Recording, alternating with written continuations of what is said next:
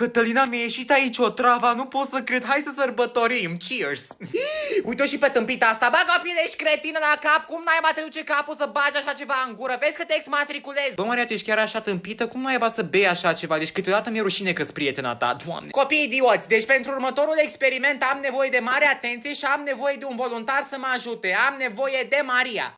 Bă, nu, mersi. Nu te mai mății și fii atentă. Vreau să ții, te rog frumos, paharul ăsta și eu o să torn aici o substanță și vreau să-mi spui când atinge la jumate. Ai înțeles? Haide, ține. Dar nu știu. Aoleu, murim. Vă rog frumos să aduceți, chemați-o pe doamna de serviciu, îmi bat picioare de învoi de copii idioți. Bă, Maria, eu am văzut pe internet că dacă le amesteci pe astea două, o să iasă ceva foarte interesant. Este un curcubeu, hai să vedem. Cătălina, nu cred că e o idee bună. Copii idioți. No, bun, copii, hai să continuăm atunci experimentul. Vă rog frumos să fiți atenți. Cătălina, ce faci acolo? Ai grijă, bă, copilă. Stați calme că fac doar un experiment. Știu ce fac aici. Am văzut pe internet că dacă le amesteci pe astea două, să iasă un curcubeu. Ia fiți atente.